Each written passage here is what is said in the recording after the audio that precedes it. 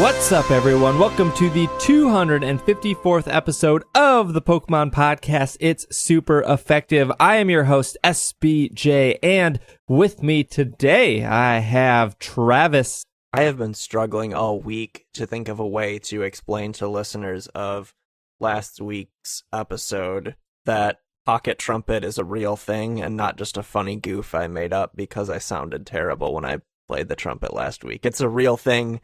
I really own it, but I have no way to prove that over this non-visual medium. You tweeted a picture. I did, but they can't hear that. That's all right. I think it's a pretty small minority of, well, maybe not minority, but not everybody who listens to the show has a Twitter either, and would bother going on Twitter to see a picture of a small investigate. Trumpet. Yeah, to figure it out. Speaking of small, I have Will with us today. Whoa! We all have musical accompaniments now, right? Oh wait, let me pull out my pocket trumpet. Wait. Can you do an E on the pocket trumpet? No, because apparently it's not in my room anymore. I don't know where it is. It's so small, Travis. You lost it. Apparently. So, what's Steve's instrument going to be? I have zero musical talent. None. You know what? I find that very believable. Yes, you are correct. I believe that you don't have any musical talent. There you go. You said the same thing I did. Yeah. No, I can't. I am surprised there's an audio show every week based on how tone deaf I feel like I am. Well, there's nothing we can do to correct that at this point in time. So nope. Yeah, just gotta live with it. Forge ahead. Good old MPS school systems back in this voice. Welcome, everyone. Welcome to another episode of the Pokemon Podcast. I already said that. If you are a new listener, thank you for joining us. I'm just going to do a rundown of what we're talking about this week. We're going to get off topic like we always do, unless there's nothing exciting to get off topic about. Then I got some Pokemon news, some regarding Pokemon Go, World Championships, some other things. And then we have a ton of emails. I've just been really digging the email segment, so I've kind of been. Last week it was the longest segment. I think the week before that it was also pretty long, and you guys have been sending in way more emails than normal. So we're gonna just go through that inbox and tackle those emails, and then Travis has our Pokemon of the week, and then we'll end with our house cleaning segment. So that's what we got. Anything new and exciting to report on your guys' ends? Yeah. Yes, I've had 2 burritos today, the Mexican delicacy, and both of them were absolutely awful. I had a breakfast burrito from District Taco, and it was yucky. And then I had a lunch burrito from Chipotle, and it was not put together properly, and I was very disappointed. What was in the breakfast burrito? Eggs, bacon? Chorizo? I don't want no chorizo. There were eggs. I think I could have had bacon, but I selected chorizo instead, and potatoes, and then there was, cheese? It's like one of those, Cheese? Peas? Cheese. Oh, no, that was one of my complaints. No, actually, you know what? There was cheese, but just not enough cheese. But definitely no sour cream, no guacamole, and it was just I've never been to District Taco before, so she said, "Oh, do you want the salsa on top or on the side?" And I was like, I guess I'll have it on top. I don't understand what that means, because to me, a burrito is a hand-eating food. Yeah, the old hand-eating device, yeah. And then it was on top of the tortilla, right? Is that where this is going? Well, it's even worse. The burrito came out in a bowl, and basically the salsa was actually like a soup that had been poured over the entire burrito. What? So I had to eat the burrito with a knife and a fork. This was a breakfast burrito? Uh-huh. In a bowl? Yeah. And it was your first time at District 9? District Taco, I would not go to District 9. I do not want to turn into some sort of alien creature. Yeah, that movie takes some weird turns. It's a really good movie, but the whole premise of oops, I ingested some oil, I'm turning into an alien, it fails. It's a weird turn. That's what I'm saying. It is. Yeah. I do appreciate a lot that happens. It feels much like a District Taco breakfast burrito. I will ask.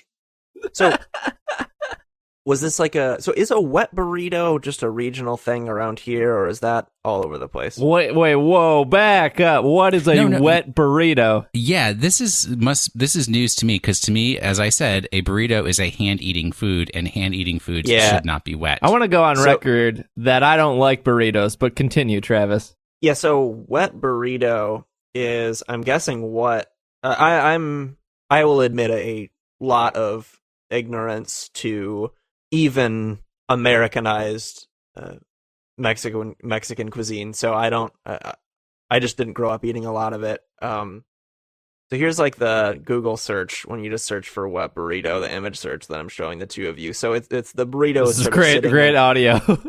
Yeah, the burrito is sort of seated in the sauce. And I see. I ask because that sounds like sort of like what Will is describing. And that is kind of similar to what I did get as my breakfast burrito, but that, to me, what you're showing me looks more like a chimichanga. Well, no, chimichanga's fried. Oh. And this looks like the food I got in San Antonio, which they called Tex-Mex, I think. That is a cuisine, yes. All right. So there is a restaurant in Grand Rapids, Michigan, where I don't technically live in Grand Rapids anymore, but basically where I live. And they claim to be and I never knew if wet burrito until now, if that was a regional thing or not. But this place, the what is it called? Midwest the Beltline Bar claims to be the birthplace of the wet burrito, and they have quite the jingle on the radio advertising their establishment that comes on all the time on the radio. That's quite a doozy. Do you want to hear it? Can you play it on the trumpet? Oh, better. I'm warming up the golden pipes right now. Oh, you're gonna reenact it. All right, here we go. The Beltline Bar, famous Mexican cafe. It's the great taste of Mexico right in your neighborhood. And the thing... Where was the wet burrito in that? You didn't sell me on this. Not that your singing was bad. It just doesn't seem like that great of a jingle. No. You don't... The thing about the jingle that is hilarious and amazing is the fact that they clearly... Like, when you're writing a jingle, you write the jingle to fit the words primarily, right? Because you want, like, the name of your restaurant to be remembered. They clearly wrote a melody and then wrote lyrics to it afterwards, which you would never do with a jingle because the way that it's accented because of the melody is Mexican cafe, but you would never pronounce the word like that, and I find that endlessly fascinating. That it's Mexican cafe, not Mexican cafe. Like, you know, like it's not how you would actually say the word, and it's hilarious to me that you would write a jingle and not think about making sure the jingle is written in a way that allows you to pronounce the words the way that they are typically pronounced. And yet, it stuck with you. I don't know. Yeah, because my brother and I make fun of it like every time we see each other, but that's sort of incidental. It sounds like the jingle for Yamaha Suzuki of Mineola, which is a place on Long Island. Let me hear a rendition. Nope. All right. But it is something that I heard like so many times when I was a teenager listening to WDRE, that even though it was a terrible jingle, it's like I can still hear it in my head 20-something years later. Yeah. I don't know any jingle. 1, 2. I don't know if I'm impressed or confused if Travis consistently listens to the radio, or I don't can't even remember the last time I have listened to the radio, but it is so indelibly burned into my conscience I understand. because of how often they played it and how often my brother and I make fun of it today. And I think they still, I think I heard it not too long ago in one of those rare instances where I actually was listening to the radio. So I think it's still in circulation. Well, I mean, with a legendary jingle as that, why would you take it out of circulation? The Beltline Bar, famous Mexican because cafe. You're a Mexican restaurant in Grand Rapids, Michigan. How much are they paying us for this ad? Like how? I don't think anything. I mean, I don't think the Beltline Bar needs to pay for that ad is just played so many times that I think it just gets grandfathered in, you know? Oh, yeah, the old jingle clause. Mm-hmm. Not to be confused. Yeah, I was gonna say that's the estranged spin-off of the Santa Claus franchise. Yeah, my favorite mythical movie. This is a podcast about Pokemon, so with that being said, let's move into some Pokemon news. First bit of news here is let's celebrate Pokemon Day. It's coming back. Year 2 of Pokemon Day, February 27th. Got a press release here from the good old press release people. Pokemon Day is February 27th, commemorating the launch of the very first Pokemon games back in 1996, Japan release. The fun starts at Pokemon.com, where we will be updating a gallery of our Pokemon, of our fans' Pokemon photo memories. They can use the hashtag Pokemon Day to share their Pokemon moments. Please find more information about Pokemon Day below. All right, this is everything that's happening on February 27th. Strap in, buckle the seatbelts. Pikachu will lead the Pokemon Day celebration in Pokemon Go from February 26th to March 6th. Any Pikachu encountered in the wild will be wearing a festive party hat. The Pikachu caught during that time will keep the party hat, so be sure to look out for the special Pikachu during its short time in the wild. I believe this is the same as the Christmas Pikachu, speaking of Santa Clauses. Second bullet point here is Pokemon Day marks the debut of the new gallery figurine collection in Pokemon Center. The first set includes awesome figures of Eevee, Mew, Magikarp, and Pikachu, each performing its signature attack. These figures were designed specifically for Pokemon Center, so it will be the first time anyone will be able to get their hands on them. Check out the Pokemon. There's just a link of what they look like. These toys were at the toy fair, and so a couple sites already got close-ups of them and everything. It doesn't say in the press release, but I did look it up. They are going to retail for $16.99, and they're about 3 to 4 inches tall. So if you're into collecting figures, these 4 are going to be launching on February 27th, and they said more will be coming later this year. I used to collect Smurf figurines. All right, moving on.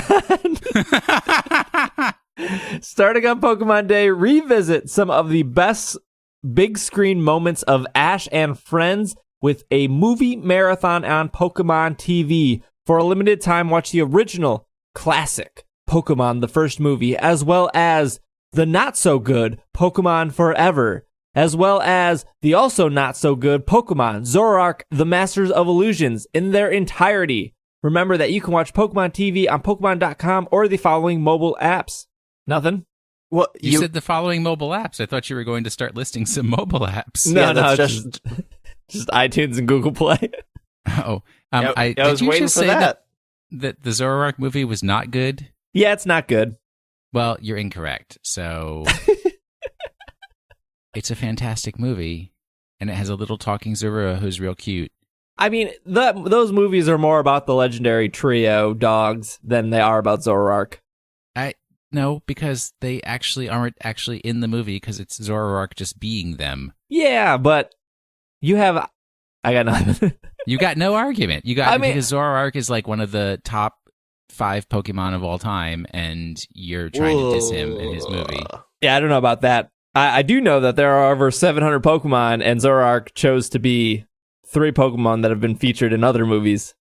You know what? You obviously weren't paying attention to the movie because Zoroark, for one thing, I think was a lady in that movie, and second off, was not choosing which Pokemon Zoroark. to be. Yes. Yeah. Spoiler: she's trying to get her baby back, or vice versa. The baby's trying to get mom back. Yes, and she was under duress, so was not having a lot of options for what she was going to be doing.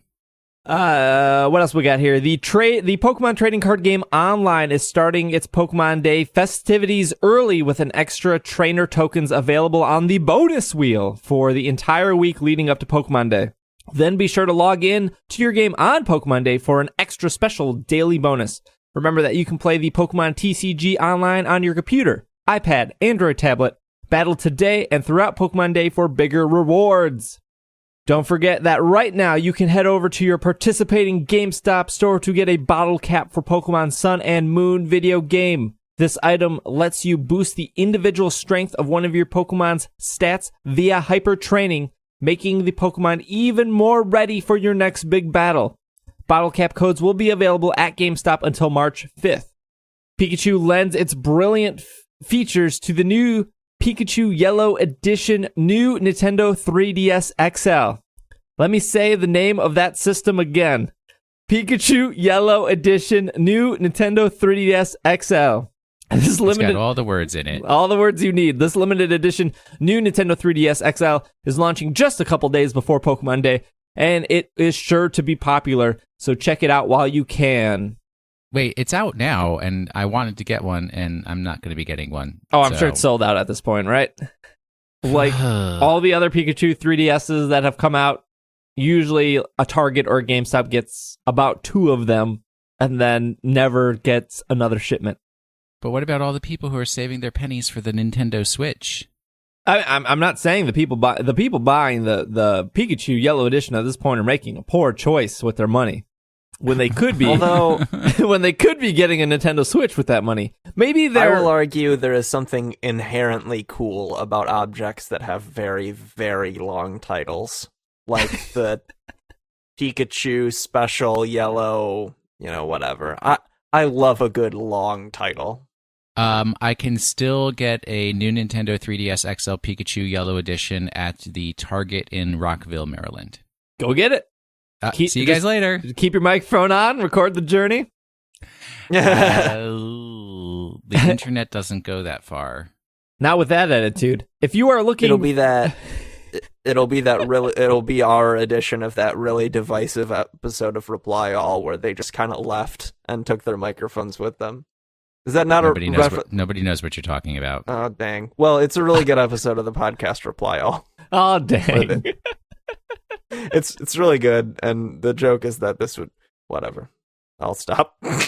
If you are looking for even more Pokemon animation fun during your Pokemon Day celebrations, you can find Pokemon the Movie Volcanion and the Mechanical Marvel on iTunes Store, Google Play, and Amazon Video.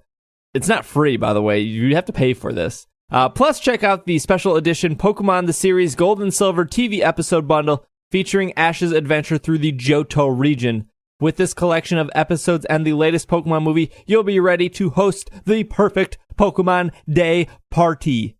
What else we got? We got a lot here. This is a big day. Pokemon Day is a good reminder that big promotions are going on in Pokemon Shuffle 2. The popular Nintendo 3DS game is celebrating 2 years of challenging fans with puzzle fun. Take a look at the in-game notifications to get more details on these upcoming opportunities. And finally, head to twitch.tv/Pokemon. Don't forget to smash that like button for an all-day celebration of Pokemon competitions showing many of the most memorable matches from the Pokemon TCG, video game, and Pokken tournament from the past several years. See your favorite players from around the globe as we broadcast epic championship battles, including some of the most recent Pokemon World Championships. Yeah, that's interesting. Right now, they just have on that channel last broadcast, August 21st, 2016. All right. Sounds good. I will say my favorite thing of Pokemon Day last year was when they did all the movies in a row on Twitch. Yeah. I was hoping they were going to do that again this year, but out of the 12 bullet points I read you, that's not an option. But I might stream something Pokemon related on Pokemon Day to just stream all the Pokemon movies. I'm sure. Yeah, I'm sure. I'm sure they won't care. I'm sure that'll be fine, right? I mean, Nintendo has, I realize this Pokemon company, but Nintendo in general has been pretty lenient with that sort of thing, right? Yeah. They want as much Pokemon out there as possible, right? Yeah. I might do something on Pokemon Day, Twitch related or something else, but it's cool. You could maybe pull out that Pokemon Duel stream you've been teasing for so long. Yeah, I thought about it. Yeah, I still have not opened the app, so it's still super fresh to me.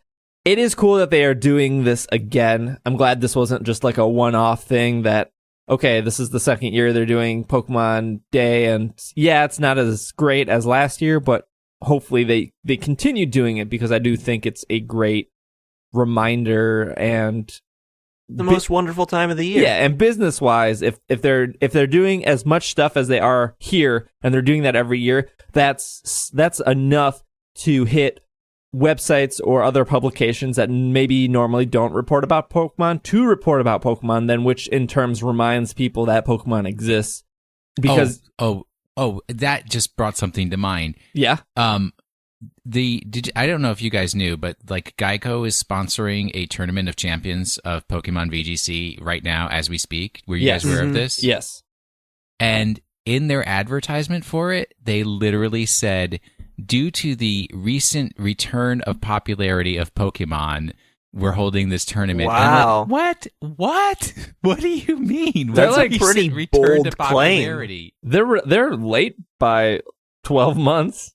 Like, I would say Pokemon was way more popular in July of 2016 than it is today, February 25th, whenever we're recording this. Even besides that, Pokemon X and Y are among the top-selling Pokemon titles.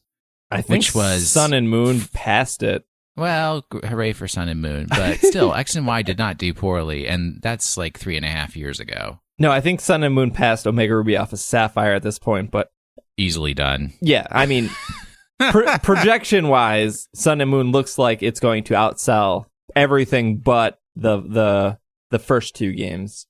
Yeah, I don't know. I think the Pokemon Go Johto definitely rekindled some interest in people. But obviously the hype around Sun and Moon definitely helped. But I would argue that Pokemon has kind of been on a slight decline since then. And obviously, if you're in the competitive scene, if you're in the TCG or you're playing competitive Sun and Moon, you're not seeing that. But if you're just a casual player, maybe you've completed your Pokedex by now. There's not really that much to do, maybe unless you want to switch over to Go and catch some Johto Pokemon. But speaking... Oh, you mean if you're outside of the Pokemon bubble? Maybe. But speaking... That's not a place that I live. All right, go on. The competitive scene, locations and dates for the 2017 North American International Championships and 2017 World Championships have been announced.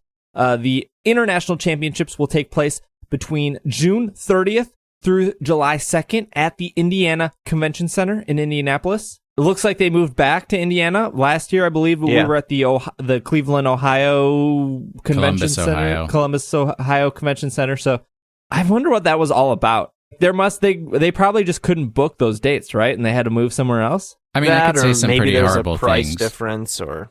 None of us went, right? So I couldn't tell you if I couldn't tell you if that venue was bigger or smaller, or maybe just didn't work out for them. Maybe it was cheaper and they went and were like, this ain't working. We can't fit our inflatable Pikachu through the side door here. I want to hear it. What are the horrible things Will could say? What are they? Oh, not for this podcast. Oh, certain people who used to live in Indiana who now are my neighbors. Can we leave it at that? Sure. There are no residency restrictions for the North America International Championship. This event is open to all Pokemon, TCG, and video game players around the world. In addition to the exciting prizes for Pokemon International Championships, this will be the last chance to earn significant championship points on the way to the World Championship Invitation. Then, on August 18th through the 20th, the top players from around the globe will converge at the Anaheim Convention Center in Anaheim, California to battle the 2017 Pokemon World Championships. Only the Pokemon TCG and video game players who battled at the Championship Series events throughout the season and managed to earn enough championship points will qualify for this prestigious competition. Competitors will be battling for the title of World Championship and a share of over $500,000 in prizes. Finally, Pokemon tournament players will have a chance to show off their skills at the Pokemon World Championships. On Friday, participating in the Last Chance Qualifier tournament will battle for the remaining seats for the Pokken Tournament World Championship. Then the 2017 Pokken World Championship will take place on Saturday, August 19th, finishing with the grand finale on Saturday night, where a prize pool of $20,000 will be there. Players will be competing using the Wii U version of Pokken Tournament. Is there still a Pokken scene existing? I mean, no. If you enjoy fighting games, hey, no. I mean, they've still had Pokken I still say it the wrong way at like Evo, right? Yeah, it was at Evo. There was some bidding thing where people were donating to get Pokken at a future tournament. I'm not sure which one that was, but it did raise quite a bit of money, and I think they are including it at. I don't want to say it's Evo. It could be, but I know I'd be wrong with whatever would come out of my mouth. But yeah, the people who are playing that are still into that. I mean, you could say, like, is there still a Street Fighter 4 audience? And yes, there is for that game, and Street Fighter 5 and Killer Instinct and all those other fighting game people have their definite niche of, we're going to continue playing this game and getting good at it. Well, I mean, that's the thing, right? For the fighting games, people like specialize in a particular fighting game, get really good at it, and then they go and compete. So they don't care whether it's popular with the casual populace. They just care whether they can actually continue to play it competitively, even though there hasn't been an update for it in about a year. Yeah, I want to say, well, what is that? That game's going to be 2 years old this year, right? 2 or 1? It's over a year old. It's definitely over a year old. So yeah, it has to be 2 years old. I looked this up because I was on the Pokken subreddit about 2 weeks ago when they were talking about the future of Pokken. Somebody was talking about the update, and I looked it up, and the last update was like 6 or 8 months ago. It was quite a while ago, but I think the game came out in October of 2015. Wow, I'm pretty sure it came out in March of whatever year. It definitely didn't come out in March. We'll look it up. Check the wiki. It came out July 16th, 2015. So older than I thought it was. Wow. Wait. Was that Japan or US? Just what the quick link from Wiki said. Here we go. Wii U was March 18th, 2016. Japan. Oh, vindicated. Yeah, good poll, Will. March 18th. Yeah, so it's not a year old, hey. Heard it here first. Well, no, that's not the first time you've heard that. Are any of you planning on going to the Nationals or well, I guess you can't go to Worlds unless you're invited, but are you guys thinking of going to Nationals? It's a tough call for me because Bushiroad is having what they call a Grand Fest, which they typically only do in Japan. They're actually having one in their California area the same weekend, like July 4th weekend, and I can't do both, and that's like a really rare opportunity type thing that's happening, so I'll probably end up not going to either, but it's a tough call because it's either, because I can drive to Indianapolis, right? I can't drive to Long Beach, California. That's where the Vanguard one is going to be. Gotta fly. Yeah, but airplanes cost a lot of money. And sometimes. As you know, I was explaining to Travis, in about 4 days, I will not have any legal documentation proving that I can get on an airplane. So, good old DC. It may just be Travis. I would go if enough pals of mine were there. That's always been the kicker, right? Is if enough of my friends are going, I'll go. But hasn't it been like the same weekend y'all have gone to Gen Con the last like 3 years? No, it's always been, at least recently. When I say recently, like the last 3 to 4 years, it's always been that 4th of July weekend. And Gen Con's always end of July. Beginning of August, yeah. Beginning of August. July, early August. So it's very hard to take a trip down to Indiana twice in such a close time. Yeah. Especially based on how expensive Gen Con is. Sure. But yeah, I don't think enough of my Poke pals are going to be heading down there, and it's not really that rad of a time to just be like, hey, I'm here by myself playing the Pocket Monsters. Because I'm not good, right? Like, it would be worth it if I were just really good and actually had a shot, but I don't, so... Hey, you do pretty well at them VGCs. I know enough to get in trouble. Good old dad line over here. Is that a dad line? I thought that was just like wow. I mean, sure. I got two more bits of news here. Pokemon eggs to be distributed in Japan to celebrate Easter. To celebrate Easter, 6 different Pokemon eggs will be available at Pokemon centers and Pokemon stores in Japan from March 18th through April 9th for Pokemon Sun and Moon. Marini, Oranguru, Passimian, Turtonator, Drampa, and Gumi will be available in eggs. Only one of these eggs can be obtained per day. From March 18th onward, if players show a Pokemon hatched from one of these gift eggs to an employee at a Pokemon Center, they can receive a Pokemon training guide. These guides are limited 1 per person and are only available until supplies run out. Those are some pretty hard Pokemon to catch, so those eggs are actually worth it. I think they're all at like 5% encounter rates, and Marini you have to do through SOS battles. Mm-hmm. Gumi you have to do through weather SOS battles. Oh, in the lush jungle. Yep. It's also funny that I think, isn't Gumi the only one in that list? Or did I miss one? I think Gumi is the only one in that list that is not a Gen 7 Pokemon, right? Unless I missed one. That is correct. Yep, you're correct. It's weird. It seems like you would just do all Gen 7. All Gen 7, yeah. Final article here is off of Polygon.com. Pokemon Chief says approach to games needs to change if brought to Switch. Let me read the article real quick. The Pokemon Company confirmed in September it would be supporting the Nintendo Switch. In an interview, CEO Ishihara said the company would need to rethink on how it handles titles on the system if it decides to incorporate the new technology. Ishihara sat down with Japanese business and technology website Tokyo Zakia Online to discuss the future of Pokemon, including Pokemon Go and new games on Switch.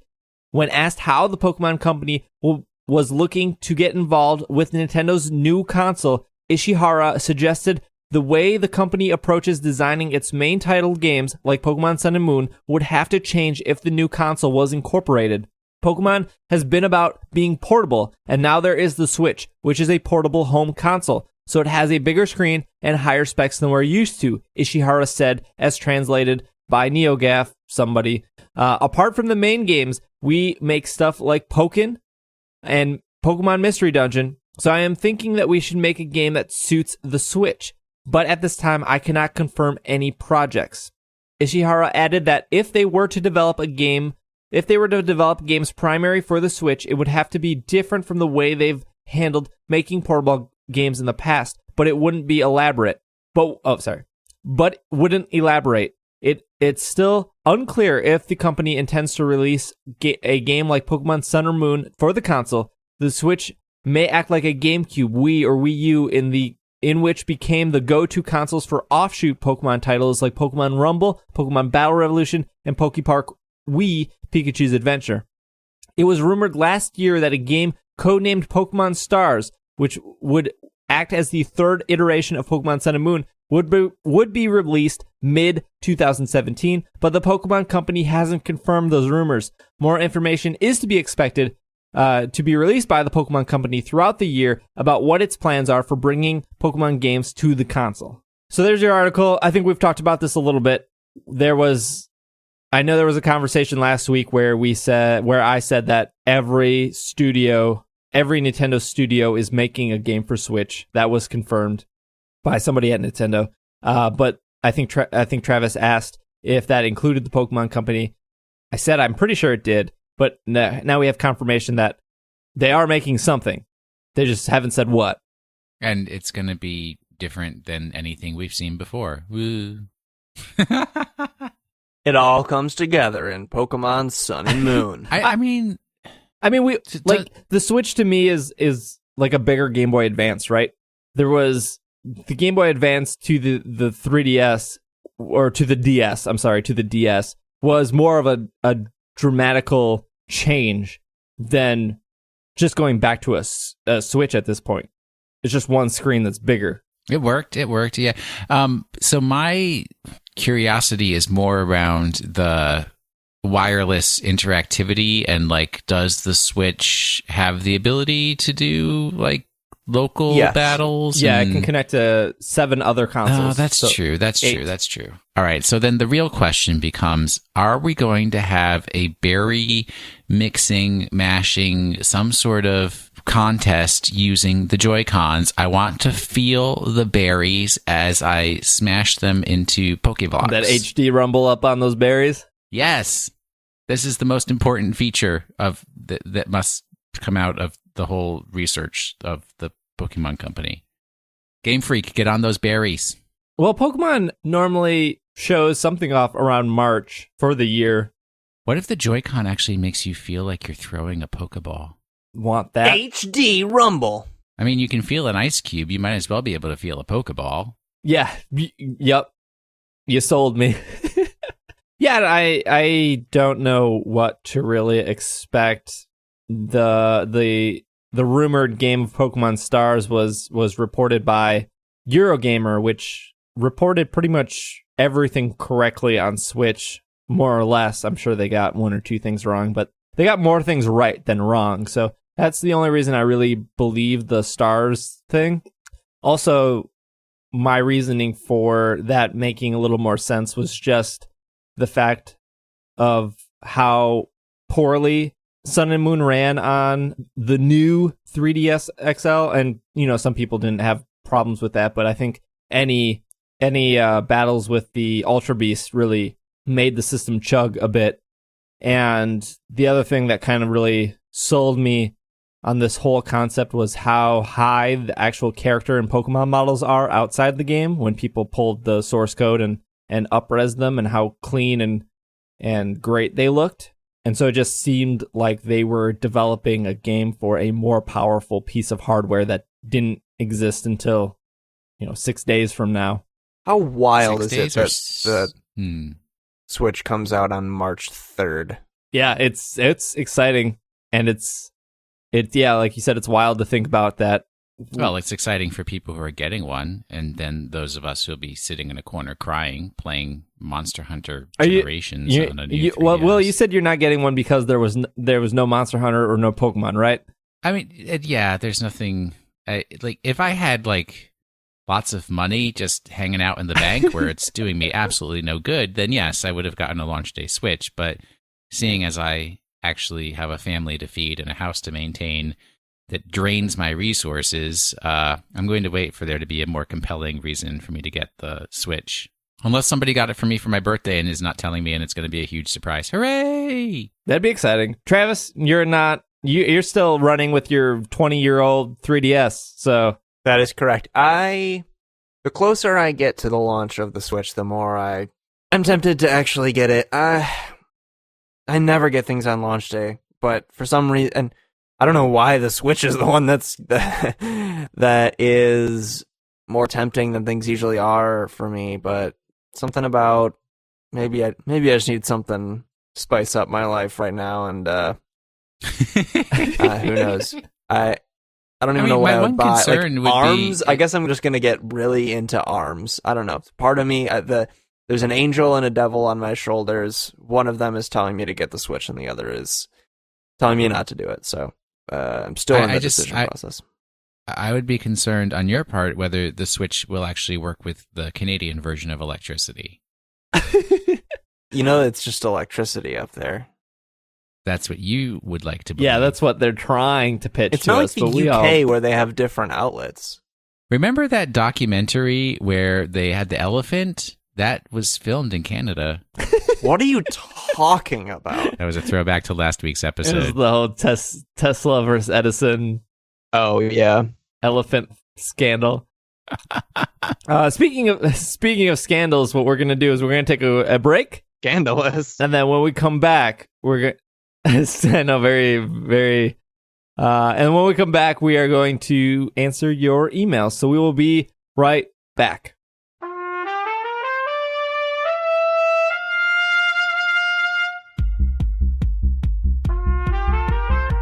Figure out why I'm playing the trumpet? Can you figure out why I'm playing the trumpet?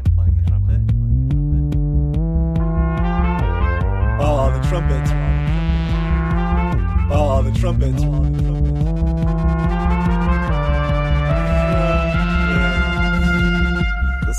sound of Generation 3 is very different than the previous games and has a lot of synthesized horns in it. So that's the joke. I play the trumpet. And we are back from our break. Let's tackle some emails. I have organized my email inbox to make it easier to read these emails. Here we go. Oh, if you want to send us emails, I forgot my spiel. If you want to send us emails, you can do so by emailing sbj@pkmncast.com. S is in Steve, B is in boy, J is in Jack in the box. Or you can go to PokemonPodcast.com and hit that contact button, and that'll take you to the same place. This email here is from Joseph. Hey, SBJ, Travis, Will, and the B team. The week of Thanksgiving, I moved from South Carolina to Boston as a homeschooler, making friends is a bit harder. When I went to the library, those still exist? Yes. The library? All right. When I went to the library, I used my knowledge of video games to make some friends, and now we meet up almost every day to play together. So here's my question. Do you guys ever use video games to help you out in hard times to make friends? Joseph from Boston, Massachusetts. Yeah, there's this program called It's Super Effective, and most of the people I would call my friends, I've probably met through this program. Does that qualify? Yeah, it's a biggie. Yeah, totally. I think one of the most difficult things in making friends I think both individuals in meetup of strangers can both see another person and think, oh, that person seems cool. I bet we would be friends. And even though both people have that desire, that's not always all you need. A lot of the time you need some sort of common ground upon which to start a conversation, and video games, movie, and any media is great for that. And video games, especially for the reasons you said, because certain video games, Pokemon included, are profoundly social, so they encourage that type of interaction. So yeah, and I have gone to the DC Public Library where they have a weekly Pokemon League and made friends with people there. So it's kind of the same thing as being in Boston and doing that. Probably most of my really good friends I either met via work or like employment jobs, that kind of stuff, or because of the actual podcast itself. Totally a doable means. I know Joseph was on the younger side, and so once you get more into like a full-time job and stuff like that, I think that's another great way to get friends, because you're stuck with those people for 40 hours a week. So hopefully you can find one or two of them that you enjoy their company. So wait, was this youngster Joseph? Youngster Joey. Okay. Yeah. Finally writing in after all these years. We only get the finest celebrities that write into us. Robert writes in from Seattle, Washington. Hello, SBJ, Will, Travis, and possibly B-Team, and associated dirty dogs. I have a quick question for you. Your D&D campaign was really enjoyable to listen to, and it got me extremely inspired to create my own fantasy content. I have gone through and drawn all the characters from D&D, and then it hit me. Could I use the characters SBJ, Stant, Emojis, Wendy, Meepo, Winnipeg, Talia, D. Pepper, and the rest of them in a comic rendition of my personal take on the story thus far? I already emailed Robert and approved that. Thought it would be a good idea to ask permission first, considering how careful people are with stuff like this these days. Anyways, keep up the good work over at the podcast, and I hope you read this on an episode. I want to hear Steve say trichoscophobia. There you go. I said whatever that is. Thanks, Robert. It's the fear of the number 13, trichoscodecaphobia. Yeah, that's the word. P.S. Tell Will that he is right about red vines and Twizzlers. P.P.S. Steve is my favorite. Oh, thanks. Yeah, so I no real question here. Well, I guess the question is, can I use those characters to do art / make a comic of? The answer is yes, absolutely. It's like if somebody was to use the It's Super Effective logo or like the It's Super Effective theme song or outro, I would be very protective of that stuff, and rightfully so. There's been plenty of apps that tried to use my old logo, but for something like like the D&D campaign we did. I think it's heartwarming to see people like illustrate those characters in their own rendition or what they think those characters look like in their mind. Yeah, so I have no problem with that. I think that's really cool and to see, and I like if that campaign meant something to you and you wanted to, use those characters and draw them or make a comic of those, like, yeah, go for it. I think that's great. I don't know if Travis has any input on that. Only that I totally agree. Whether it's that Wendy or Baruch are relatable to you or you just find them to be interesting, funny characters, I am flattered anytime anyone does anything with those characters. I think it's really awesome. So go for it. Daniel writes in from 29 Palms, California, which I guess is 45 minutes away from Palm Springs. I didn't even see the original 28 Palms. I'm really behind on the franchise. Oh, it's actually a Palms countdown between like Palm Springs. Palm Strings. That would be gross. Springs. The Palm String theory. Where it's like, it starts like Palm Springs is technically like 50 palms, and then they just count down as you head towards Los Angeles. Wait, really? So are you saying there's a 28 Palms, California? 49 palms, 48 palms, 47 palms, I don't believe 46 palms.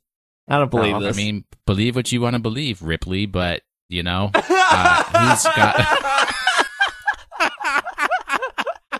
Who's got knowledge of geography? Okay, come on. Name all of the countries that came from Yugoslavia. Let's go. You've had a year to study up. No, I believe you. The question was, what defines a sandwich? We need to talk about this because this question? Hey, I'm reading the questions. That's all I'm doing here.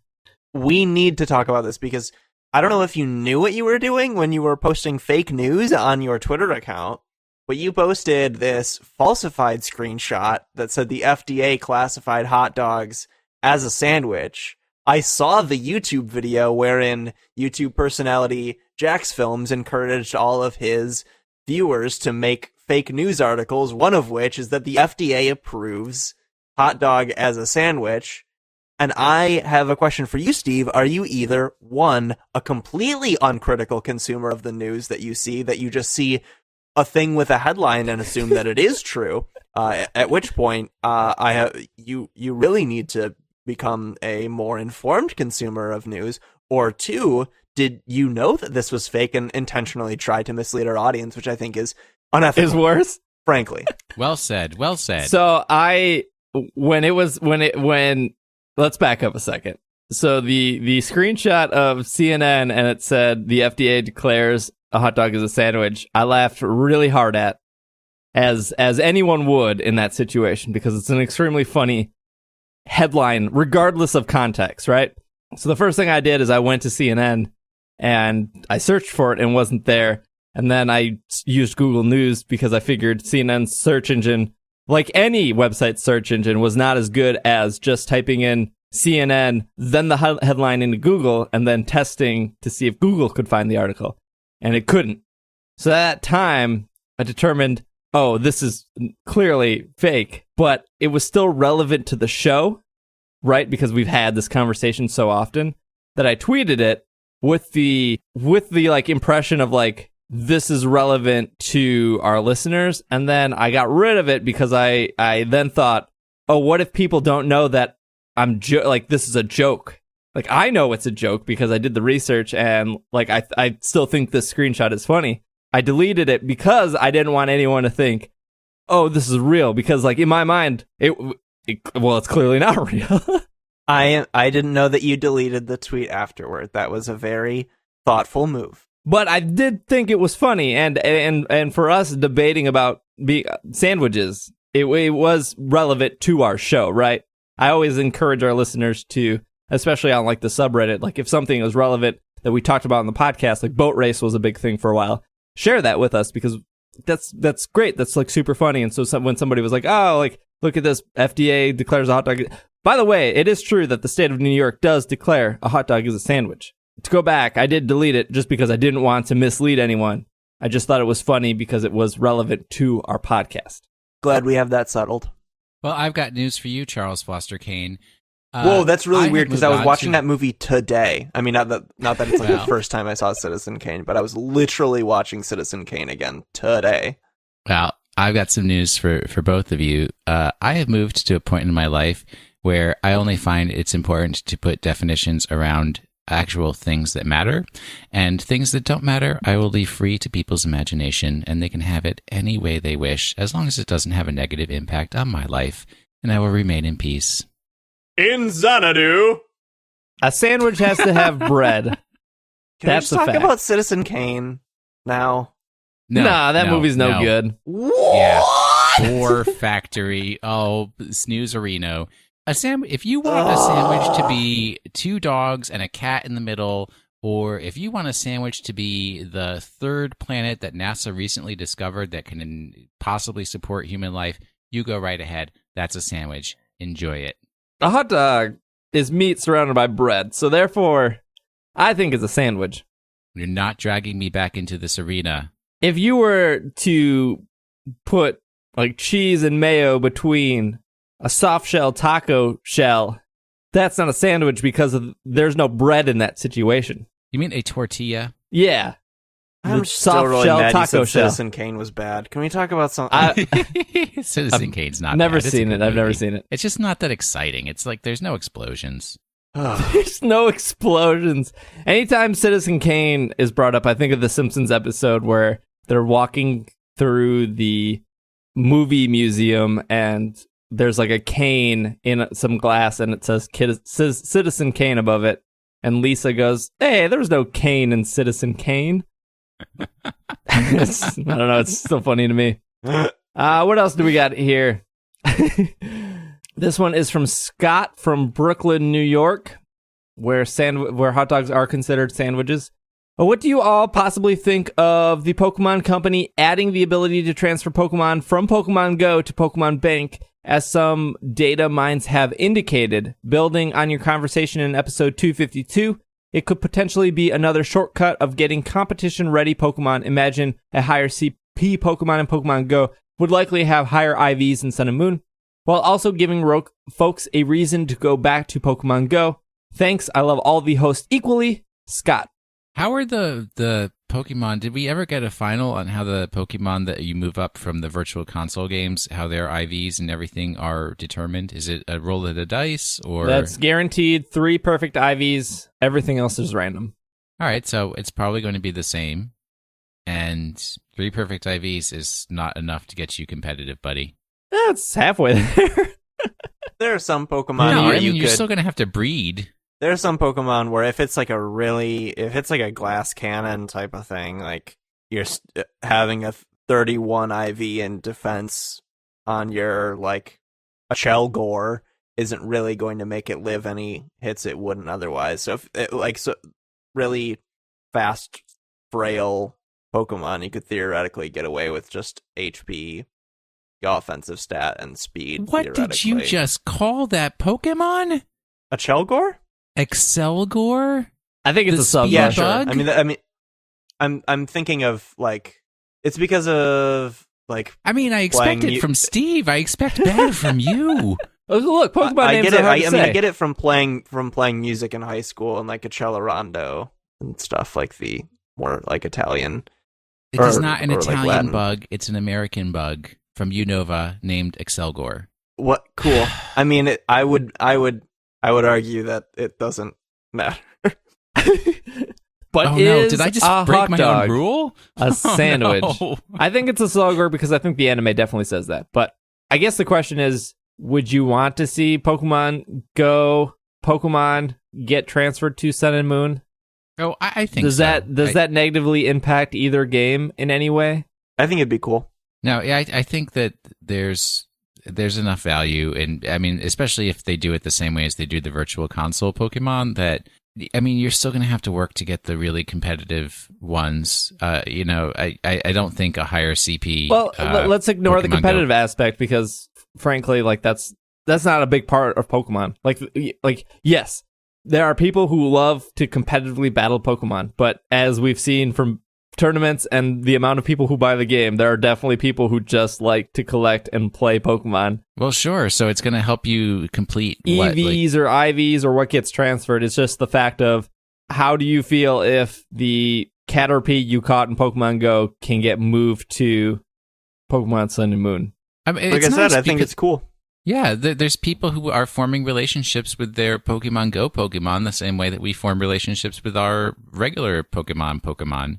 But what if it was a rarer Pokemon like Dragonite? Do you think that devalues?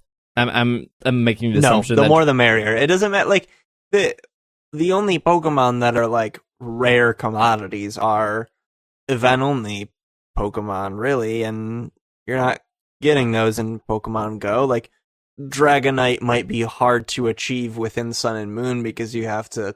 Is Dragonair one of the Pokemon or Dragon? Well, let's say Goomy because Goomy's not in Pokemon Go, but let's just pretend because like you said earlier, Goomy is a little harder to get in Sun and Moon. Sure, but like once you get it once, you can breed as many as you want. Whereas arguably, it's harder to get a Dragonite in Pokemon Go than a theoretical Goodra in Pokemon Go than it is to get a Goodra in Pokemon Sun and Moon, because it takes a while to get your first Goomy, sure, but then you just evolve it by leveling it up. Man, it takes a long time to get enough candies to evolve a Pokemon in Pokemon Go. I would say that's a feat that's very difficult. So I don't think it devalues it at all. I think the more the merrier. Even worse than that, you guys won't even go out to catch ice Pokemon when it's snowing out. Who's going to go out to try to catch a Goodra in the rain? I hear you. Yeah, I mean, I'm not saying I'm against it. I just was forming a conversation. I think you guys are right that Pokemon Go might be a little bit harder to get said Pokemon. I mean, obviously, you open up Pokemon Go and you see nothing but Hoots and Rattatas and Pidgeys, but like those are Pokemon that you encounter within the first 5 minutes of the actual game. So I can't imagine that devalues or takes away from the actual Sun and Moon or vice versa Pokemon Go. Next question here is from Gark. How is it spelled? Garruk. Garrick? That sounds. That's what I'm going to go with. More right.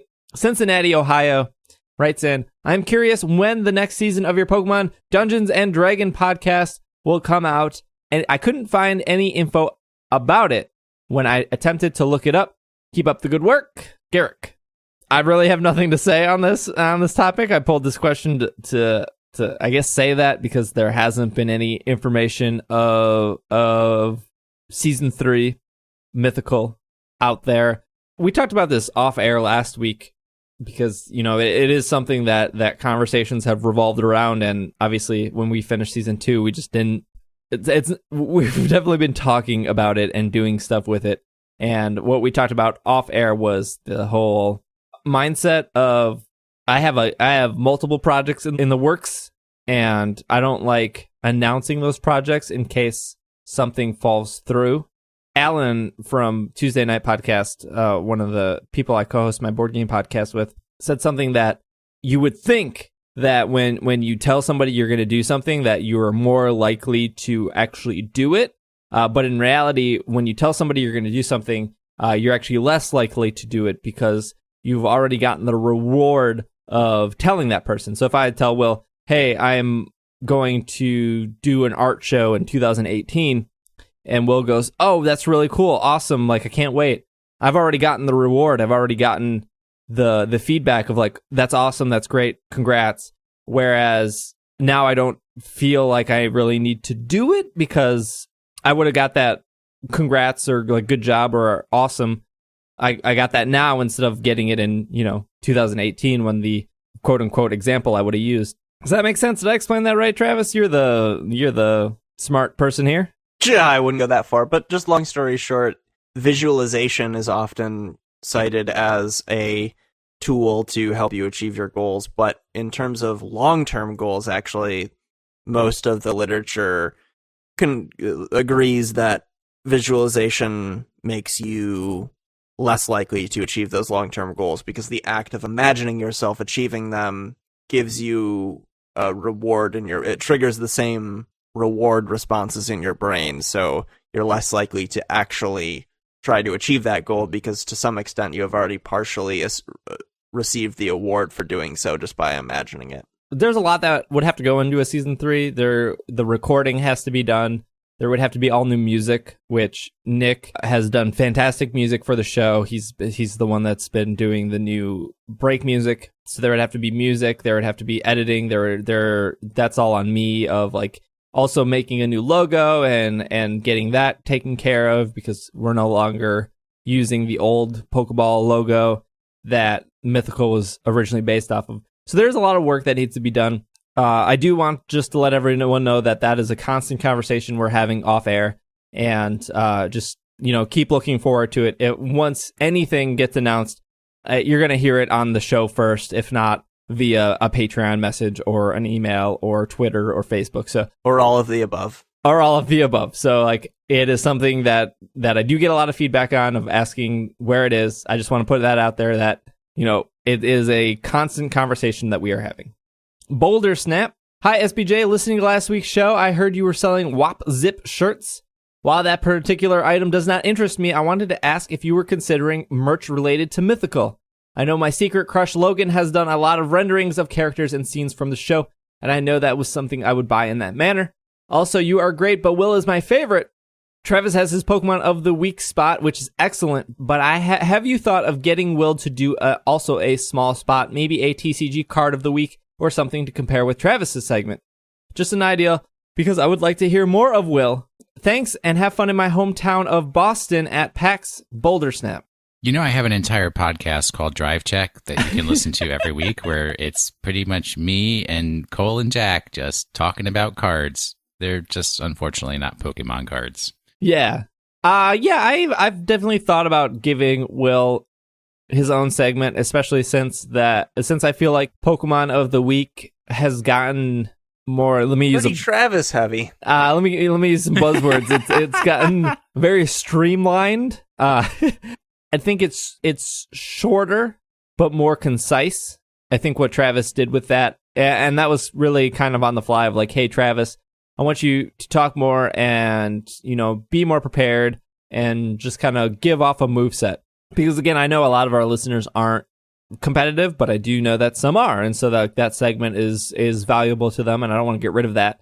And so, like Travis going through that and pulling movesets from Slack and explaining how that Pokemon works and getting that done in like, what would you say, Travis, 4 or 5 minutes? Yeah.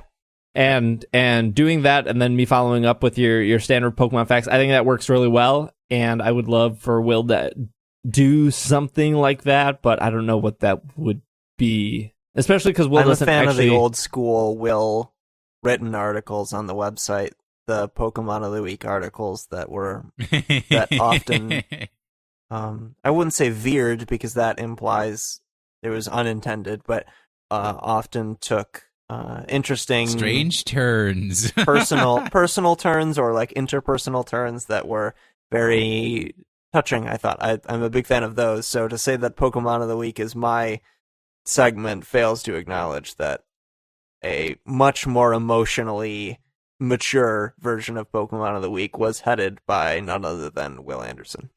And there has been a brotherhood of Pokemon of the Week writers for the website, so we can't leave out David Thomas, who started the whole franchise. That's correct, yeah. Yeah, Will not David Thomas from Wendy's. No, well, maybe. We don't know. We don't have enough information. Will doesn't... well... Actually, we kind of do. Will doesn't play the Pokemon TCG, so I don't know if a card of a week would be great. Yeah, I mean, I could make stuff up, but it's probably just going to be Shaman EX every week until I hear some other card people complaining about. Yeah, I don't want to fall down any wells of. I don't know where I'm going with this. Timmy, don't fall down the well. I think that it's super effective really relates to a time and place in all of our lives. And I say that because when we started off the show, we ran down 6 different Pokemon and teams and how that works. And that was me with very little knowledge. Well, I thought at the time that I had a lot of knowledge about the video game, and I proved that I didn't. But people, for some reason, liked that segment and continued listening to it, and people always write in and ask to bring back featured teams, so maybe I did something right when that segment was introduced. And when I was playing the card game very competitively, that there was the show itself was much more TCG focused, and that gave Travis at least a good 20 minutes to zone out. And then, when Will and I were playing Shuffle a lot, we would cover a lot of different Shuffle news at the beginning of the show. When Pokemon Go came out, most of those episodes were very Pokemon Go focused. So if one of us were playing the TCG, we would probably definitely have more TCG stuff to talk about. But I don't want to force that on anyone of like, well, Will, you used to play the TCG, so do a TCG segment just because we have to. Like, we don't do anything on the show because we have to. We just do it because that's what's organically happening in our lives at the time. And I think that, I don't know, I assume that's why people like the show. Yeah, I mean, that's part of it. And yes, I enjoy playing the TCG, but there were reasons why I stopped playing the TCG, and those reasons haven't changed at this point. I mean, maybe they will change, but at this point they haven't, so. I think there are more theoretical Will segments than just TCG of the week. I think some thinking out of the box. I mean, if you just wanted me to talk about new trading card games every week, yes. Oh God, I'd be pro. I got to hear about all of them. Yeah, we could brainstorm something, but no, I do agree that I feel like Will should have a dedicated 4 to 5 minutes like Travis does. Not any more than that, because I have to hear myself talk the most. So clearly, we can't take away time from that. That was a joke, by the way. To the beginning question, WAP Zip shirts, by the time you hear that, they'll probably be closed for pre-order. We ran those for 2 weeks. As mythical-related merch, I don't have anything in mind. That show doesn't do as well as It's Super Effective, so audience-wise, it might be, we might move a couple, but I don't know a lot. What I will say is that I do plan on doing a Kickstarter soon, and there's a lot of reasons for that, but I think really the main reason is for merch. And I say that because with the Patreon, all our Patreon backers are fantastic, and I appreciate every single one of them, even if they gave like $1 a month or $2.22, which I think somebody actually gives.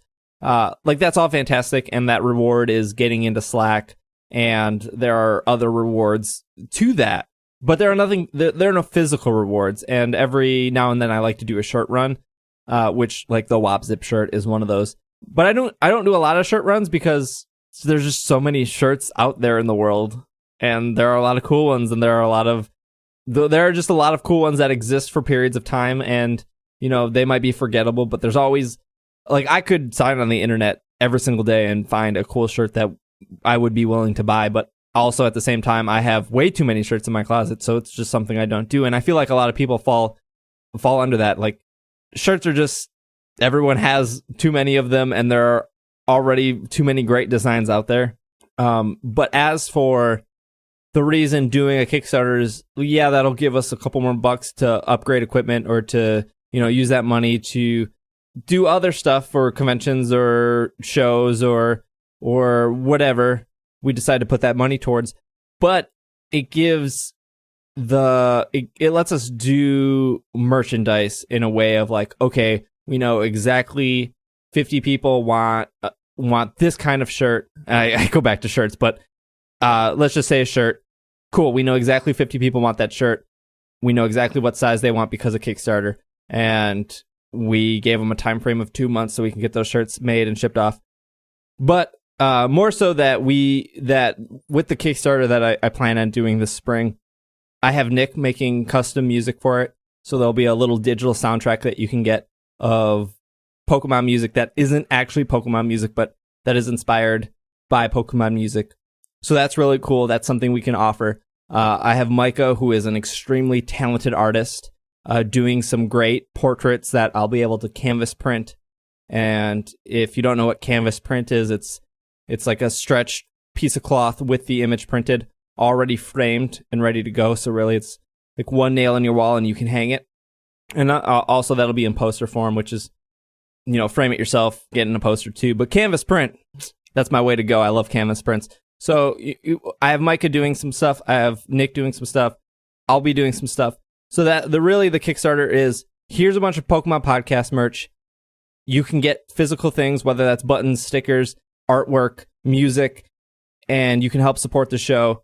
And mostly that money will be going to making that product, shipping that product, and getting it into your hands. So it's not like all that, but like, I think that's the confusing thing of Kickstarter is like, oh, you just made, $20,000 on, whatever, like these brand new socks. I'm just thinking of a Kickstarter I backed, which might have been some socks. It's not like that person just got $20,000. That person has to now make those socks and fulfill those orders and ship them out. And that costs money, which that's what the Kickstarter pays for. So that's really why the Kickstarter is happening. I don't know if I made any sense right now, but I mean, you kind of did, but now it'll never happen because I said it. Validation. Yep. But yeah, that's what it's going down for. So hopefully that's something that's cool for you guys. Like the last Kickstarter we did, which was over 2 years ago, was what I thought pretty successful. So we'll see.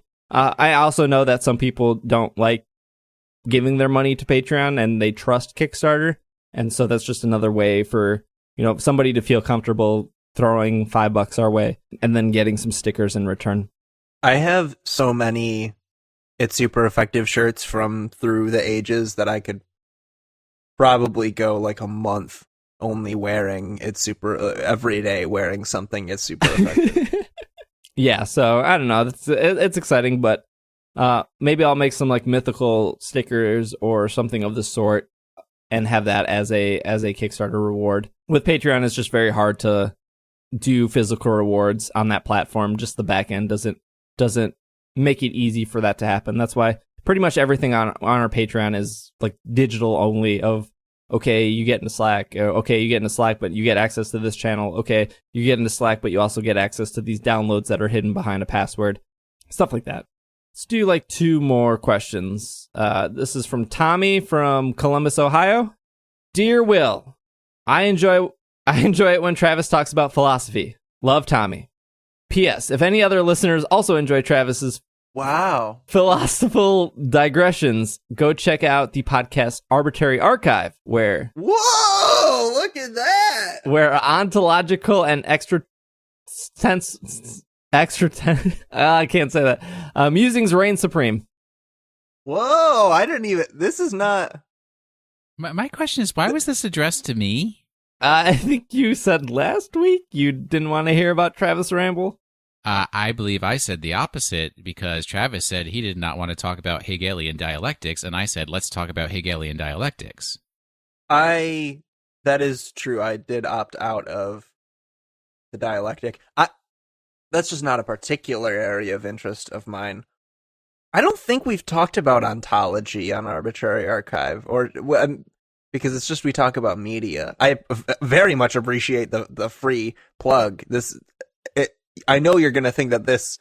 It's a plant. That this email writer is a plant, especially given that they live in Columbus, Ohio, which is the same town where my brother, the co-host of Arbitrary Archive, also lives. But no, that's not actually the case. This was completely unplanned. I appreciate the free plug for Arbitrary Archive. We had a pretty good episode just go up. What did we talk about? I can't even remember. It was but I'm sure it was great. It was that good. You couldn't remember. We talked about a podcast called The Infinite Now, and then the popular film out right now, the Lego Batman movie. Batman.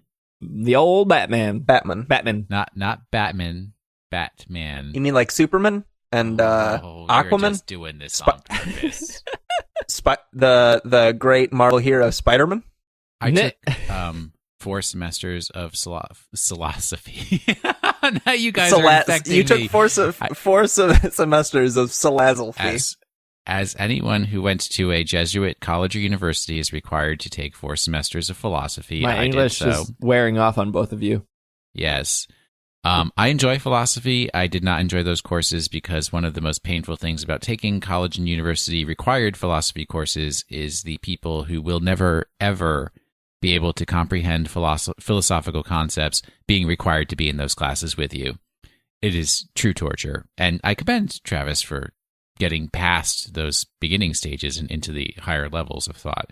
Well, it ain't a cakewalk once you start getting only the pretentious, what's a family-friendly word I can use? The pretentious dingbats that occupy. I mean, I won't say that that's true of all of my classmates, because I met some friends, and although a surprisingly small amount compared to my other major, which was film, I made a lot more friends in the film department than I did in the philosophy department. But the thing is, you start to get the type of person who is not in philosophy anymore because they have, well, I mean, this is an assumption on my part, but from their actions, it seems like they're not there to learn more about the subject matter. They're just there to say Heidegger's name a whole bunch, which is kind of troubling. But you start to get the type of person who just wants to be there to show that they do know philosophy things, and because philosophy classes tend to be sort of open discussions, they have free reign to just derail the conversation to whatever their specific area of expertise is, which can be infuriating. But it's a really rewarding discipline, and what's the best way to word it? I think that through all of my years of studying philosophy, I've never found something that precisely matches that I am totally convinced by. Like, nothing I saw was like, this is exactly how I see the world, the way this philosopher thinks. But I think it is very valuable to be presented very different, seemingly strange and bizarre ways of seeing the world, because challenging your own baked in tendencies of the assumptions you make and tendencies of interpretation, I think rattling those cages a little bit can be a good exercise, and philosophy is probably the best way to do that. And I agree, and that's actually, as the last thing I'll say on this, one of the reasons why I typically do not discuss philosophy in public is that I tend to be much more comfortable espousing extreme points of view than people are comfortable with hearing them, and people tends to sometimes trigger emotional responses, which definitely this is not the forum for getting into those kinds of conversations. There you have it. There you have it. Nicholas writes in from Coronoa, California. Cornea? Nothing? Sure, it's right next to Pupil, California. Go on. Probably next to Palm Springs. Is that the 49th Palm? Yeah. I think so. Dear SPJ and company, there has been episodes after episodes that upset me. SPJ is clearly the better host of the show. Without him, the show would not do as well. I don't know about that. I can clearly see all the hard work he does for the show, and I feel more connected to him, as I too cannot pronounce words, let alone names of countless Pokemon. This is not to be confused with not appreciating Will or Travis, because I do. Keep up the good work, and I hope one day that I can make it to one of your live shows at a convention. I don't have a question, so you can make up one for me if you want. You can use my name. I know for a fact I am the only Nick in Cornea, let alone all of California. All right, we'll make up a question. What does make Citizen Kane so great? Well, I would argue that the fact that the formal elements really force the audience into the interpretation that Wells wants the audience to come to are immaculate. Like, think about how the main journalist is always framed from the back. You're always looking over his shoulder, and he's always poorly lit, and that's to prevent the audience from identifying with him in any meaningful way, that to make sure the audience knows that he's just a cipher and that this is really Kane's story, and not to think that the arc of the film is watching this journalist get information about Charles Foster Kane, and instead is actually the arc of Kane himself. And I think these little formal flourishes that lead to a very sharp and almost uniform interpretation, regardless of who the audience is what makes it considered to be the best film of all time. So you've missed the entire real question that we should be discussing, which is Moulin Rouge is actually a better Citizen Kane than Citizen Kane was Citizen Kane. Get out of here! Is this like Home Improvement where the neighbor is behind the fence? I don't know what you're going to ask, but no, this isn't anything like Home Improvement. And you can't see his face until the very final episode? Yes, What? that's exactly what this is. All right, good. That's what I thought. We'll do one more question just because. We need a palate cleanser after Yeah, that. we can't end on Citizen Kane. Jordan writes in from Tri-Cities, Washington.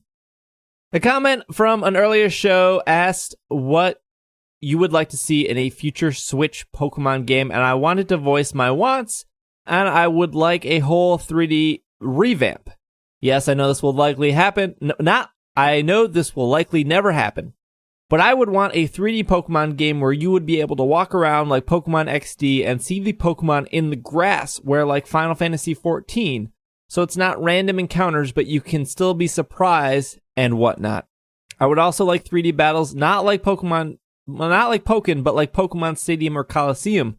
I also would like to ask, I love the TCG, but I can only play digital versions because you can get packs for free sometimes, but mainly because it doesn't take up physical space. I am very disappointed I can't get the Pokemon TCG on my phone, but I can get Magic, Hearthstone, Yu-Gi-Oh, etc. How do you guys feel about the digital versus physical formats?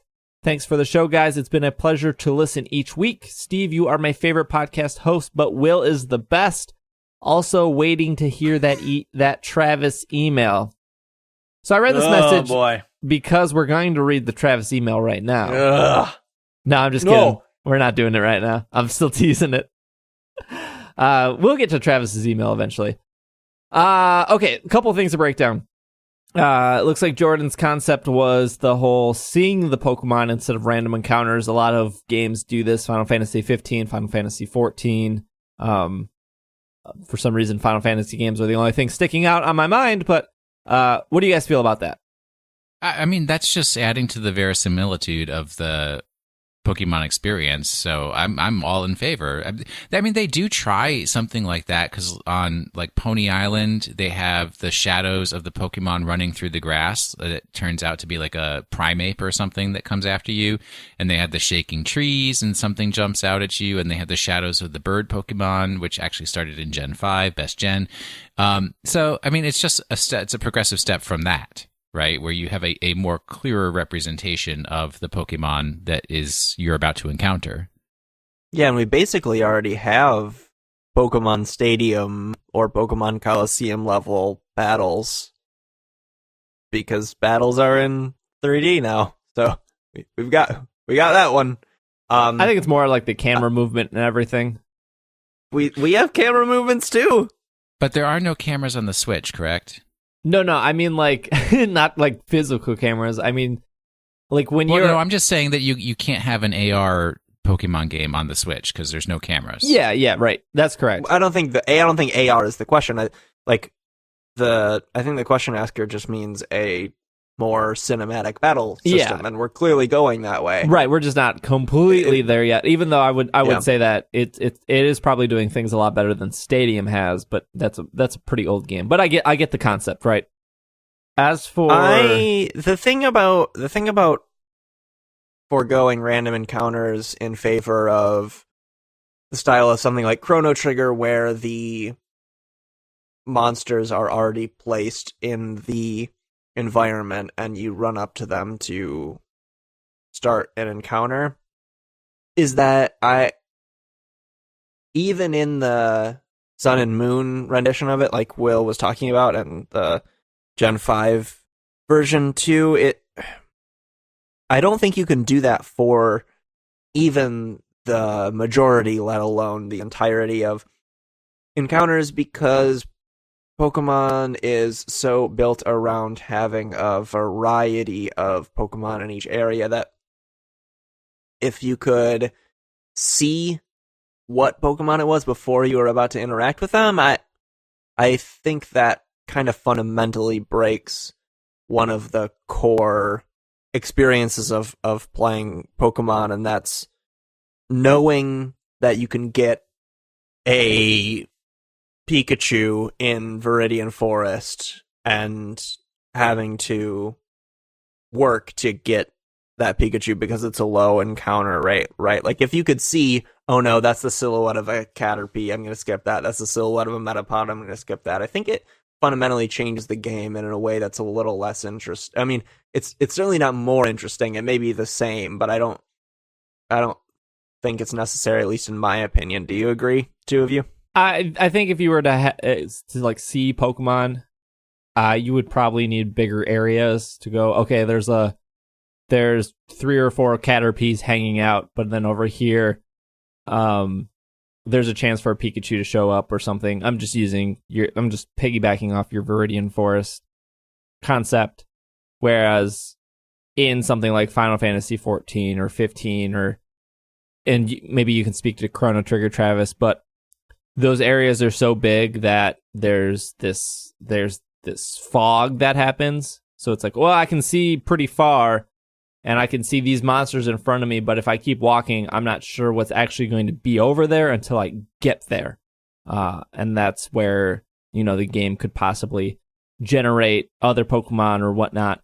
Or certain Pokemon are on a timer, like, hey, maybe a Pikachu only appears in this area, every 8 or 9 hours. So it's like, okay, well, that makes it a little more rare, but now I know, like, oh, I accidentally knocked out this Pikachu, but I know in about 8 or 9 hours that Pokemon will reappear again, and that'll give me a chance to get it. It's really the same concept. You're just changing the mechanics behind it of how Pokemon are encountered instead of the random chance of them being encountered. I think both ways are fine. I would not be opposed of seeing it go down a newer route of, okay, I can see everything, I can actively avoid something, but if I want to engage, I have that option. Yeah, the main problem that we're trying to solve is too many Zubats. Let me walk around the freaking Zubats. Yeah. Thank you. The other question Jordan asked was how we feel about digital versus physical TCGs. Personally, I can answer this really quick. There is something really great and really special about sitting across the table from somebody you enjoy their company with and actually holding physical cards, and that's something that you can't really reproduce in a digital format. I think the digital format has the advantage of playing anytime, anywhere. Like, if I'm laying in bed at 2 a.m., I can open Hearthstone and play as many games of Hearthstone as I want, whereas 2 a.m. Will is sleeping and also doesn't live near me, so I can't just ask him for a game of the Pokemon TCG. Please don't ask me for anything at 2 a.m. Thank you. So I think they're both great. I think they both, digital card games aren't going to kill physical card games, and vice versa. I think they both have a medium, and they both can happily exist together. And I don't think there's a right or wrong way to play that. It's just, I think digital provides more convenience, but if I have an option, I think physical is more social, more engaging. I don't know. There's just something about it that a digital game can't really reproduce. No, I agree 100%, right? I don't play TCGs to win or lose. I play TCGs to be social and to be around people. So that would be completely lost in a digital format. The only digital card games that I have enjoyed are the ones that were designed from the ground up to be digital card games. I guess that's not true. When I was younger, I had a ball with whatever that PlayStation 1 Yu-Gi-Oh! Game was.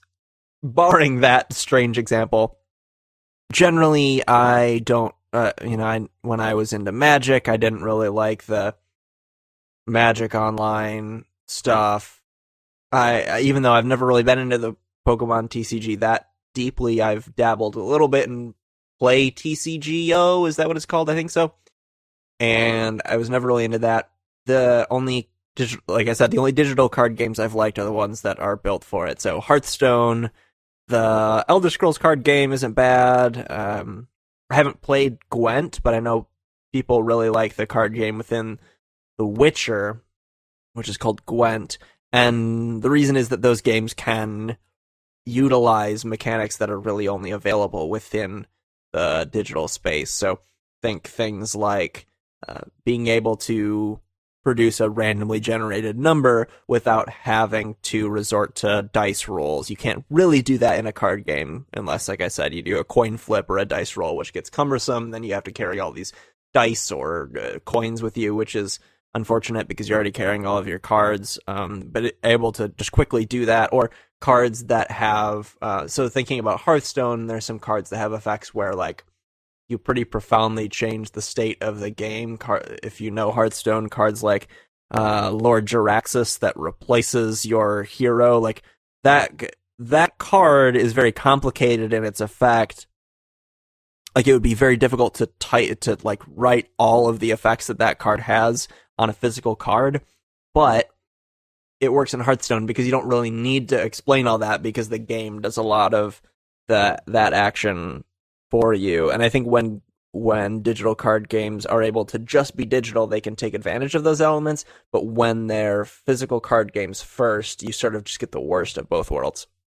We still have a ton of emails, but running out of time. So if we didn't get to your email, we will eventually get to it. I have everything now organized to make sure I don't miss emails. So if you want to send in an email, you can do so at sbj@pkmncast.com, or you can go to PokemonPodcast.com and hit that contact button and send in any emails related or not related to Pokemon. As the segment proves, we'll talk about anything. So what we'll do is we'll take one more quick break and we'll come back. Travis will do Pokemon of the Week. We'll do some house cleaning and we'll wrap up the show. So we will be right back. Done dance. A boot dan dance. Done dance. A boot dan dance. Done dance. A boot dan dance. Abundance. Done dance. A boot dan dance. Done dance. A boot dan dance. Done dance. A boot dan dance. Abundance. Done dance. Done dance. Boot dan dance. Done dance. Boot dan dance. Done dance. Boot dan dance. Abundance. Done dance. Done dance. Boot dan dance. Done dance. Done dance. Done dance. Boot dan dance. Abundance. Done dance. Boot dan dance. Done dance. Boot dan dance. Done dance. Boot dan dance. Abundance.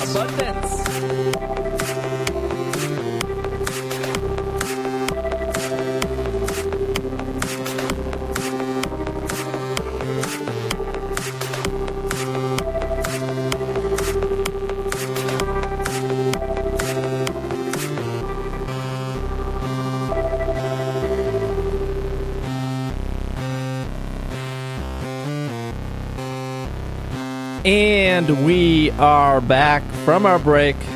I have nothing really to say. I'm going to toss it over to Travis, and they're going to do Pokemon of the Week, and Awesome. I'll come back and give you some facts. Our Pokemon of the Week this week is a Generation 5 Rock-type Pokemon. That, of course, is Gigalith.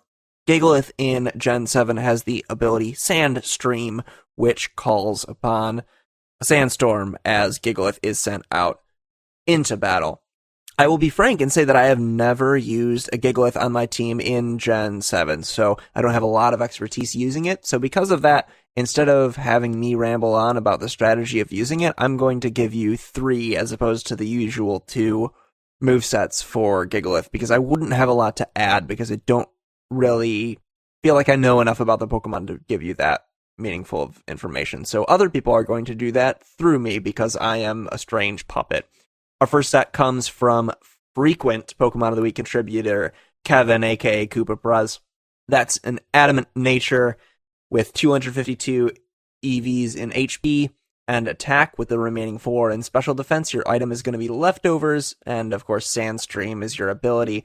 The move set here is Earthquake, Rock Slide, Curse, and Explosion. Having a move set without Protect is obviously a little riskier, but we're obviously using a pretty risky set here in the first place because we're running Explosion.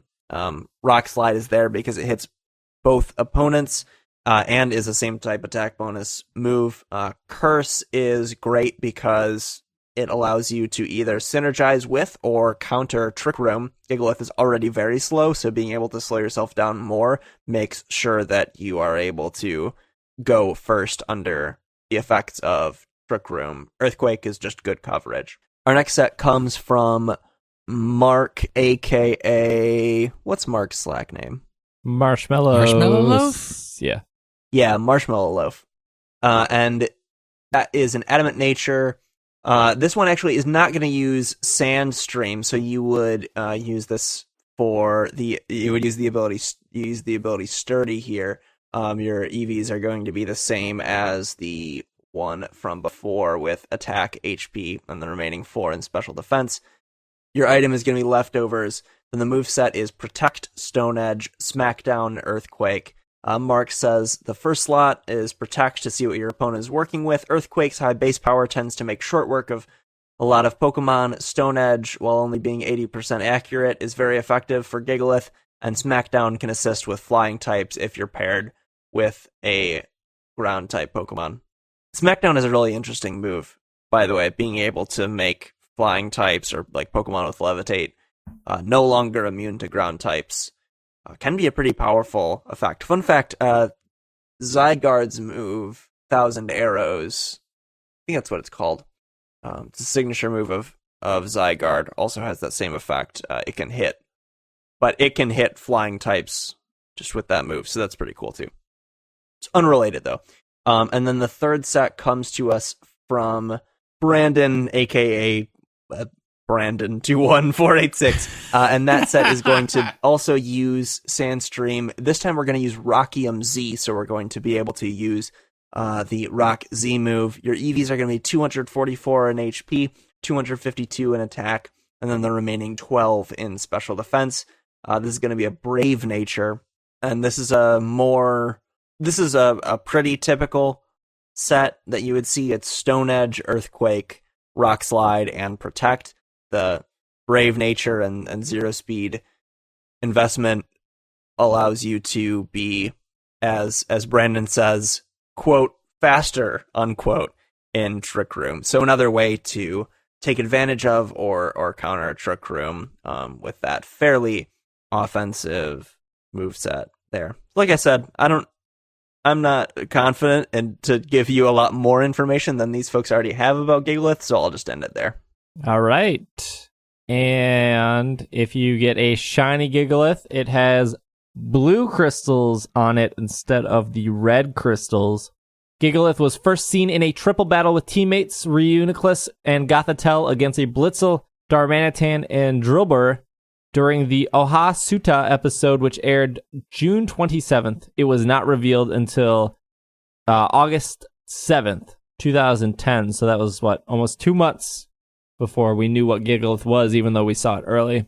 Not really that great of trivia, but Gigalith is the only pure rock-type third stage Pokemon. And Gigalith's evolutionary lines share similarities with Golem's family. Both of them are rock-type. Both learn Stealth Rock, Smackdown, Explosion, Stone Edge, and Rock Blast by leveling up. First evolve at 25. Final evolutionary stage by trading. Gigalith seems to be based on a crystal formation. Good old Gen 5 Pokemon. I really like Gigalith. Yeah, it's cool. It had a really cool TCG card when I played. It would do 20 times the amount of damage. Sorry, I'm losing my voice. 20 times the amount of damage per fighting energy on it. Plus, I think it started with a base 20. So you could do 100 damage with 4 fighting energy. And anyone who played the TCG, that's a lot of energy to apply to a Pokemon. Usually, most Pokemon are one double colorless and then one other energy. And you kind of go off there or use other cards to get energy on faster. But there was a card in the game. There was an Electrode in the game where Electrode's ability was to commit suicide, like to blow up, and that would give your opponent a prize card because in terms, Electrode fainted, so they get a prize card for every Pokemon that faints on your side. But in return, by sacrificing Electrode, you would reveal the top, I think, 10 cards of your deck, and for every energy you found, you could instantly attach it to a Pokemon. So what you could do is you could explode Electrode, hope that you get energy cards, attach them to Gigalith, and then all of a sudden your Gigalith goes from 0 to 100 instantly. There was also a card in the game called Twins, which let you find any 2 cards in your deck that you wanted, as long as you had more prizes than your opponent. Basically, as long as you were losing the match. So by forcing your Electrode to explode, you give your opponent 1 prize card, but now you can use this card that lets you find any 2 cards in your deck, which is extremely powerful. So you could find something like you could pretty much find a card that would help you look at the top cards of your deck and like arrange them in a way when you exploded, or not when you exploded, but when it pretty much, obviously because that's after the fact, but it sets you up for the fact that trying to get the deck to work. It was really cool, but yeah, that's like one of my fondest memories with Gigalith was that deck I used. And this is why we don't discuss TCGs in the program, because trying to get these concepts across in a non-visual medium is very difficult. Yeah. I do want to go. I do want to say though, like, I have no hate of the TCG. It's just a very expensive, time-consuming hobby. It is really great, but yeah, that's Gigalith. All right, some house cleaning. You guys made this segment. It was all you. You did this.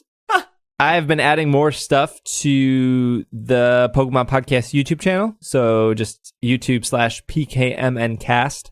I've been doing this new thing where I take 1 to 2 minute clips from the podcast and turn them into mini YouTube episodes to see how that works. And Facebook seems to prioritize video on that platform. So seeing if it works there too. Just because my homework, if I'm giving you guys homework this week, and I'm sorry, but my homework for you guys this week is to tell 1 friend about our show. And I think by doing these mini episodes, it's a great way of going like, hey, this might be something you're interested in, or hey, look at these guys are funny. Because I know when somebody looks at a podcast and they see 200 some episodes and they see that episodes are 90 plus minutes, that might be intimidating. That might be a turnoff. That might be like, where do I start? Where there's so much here to go from. So having these 1 to 2 minute clips, I really hope shines a certain part of our podcast that makes it a little bit easier to get into if you tell a friend that might not be into podcasts, but maybe love Pokemon. So that's really where we're going with that. I do plan on doing some more Pokemon Center reviews on YouTube.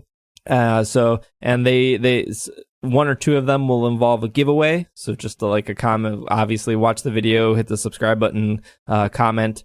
And so we're trying something with that. And with Pokemon Day and everything coming up, hopefully I can set some time aside to stream something to celebrate Pokemon Day. Will, Travis, and I will all be at PAX in Boston. I believe that is March 9th, if I'm not mistaken. And we will be... That's when we fly out, but I think March 10th yes. our actual that presentation at 2:30. 2:30 in the Bobcat Theater. I was told that... It's the dentist's favorite time, so just remember that and you remember 2:30. Okay, all right. That fits 400 people that I've been told, so 400 spots there, and it is not being streamed. So if you cannot make it to PAX or you're not in the Boston area, we will be recording that. I'm not sure exactly how I'm going to record that yet. I will figure out a way. Probably just check an extra bag of luggage of audio equipment. Yeah, that'll be all great. That'll be something I'm really excited for. This is the first time the 3 of us have done a panel together. Irene will be there. She'll actually be... I'm really pumped. Yeah, she'll actually be helping do the panel. I actually have a really cool concept that involves a lot of audience participation. So I'm going to put her to work of running around and making everything move smoothly. But we'll all be there. So that'll be really exciting. And I think, I know Nick was planning something of a meet out outside. If you couldn't get PAX tickets, I think Will said something about Eventbrite, but no details on that. Hopefully by that was for my birthday. Oh, okay. Well, birthday and podcast, but we'll we'll figure something out by next week, hopefully, because that trip is coming up soon. And the Switch is coming out in a couple days. I might do something with that as well. I don't know if anyone would be interested, but I know there was a couple people in Slack that asked if I was doing a box opening or just general impressions on Switch, or just even having a mini episode with some Switch thoughts. And I think I might go down that route, so just stay tuned for that. But if you haven't done so already, follow us on Twitter at Pokemon Podcast. We have a Facebook, facebook.com/PKMNcast. Review us on iTunes. We have a Patreon if you want to check that out, patreon.com/itssupereffective. Reddit, r/supereffective. Otherwise, Travis is at the Travis W on Twitter. Will is at Wash in the Sink. I am at Dragging a Lake. And this has been another episode of the Pokemon Podcast. And we are super effective. Super E-chords.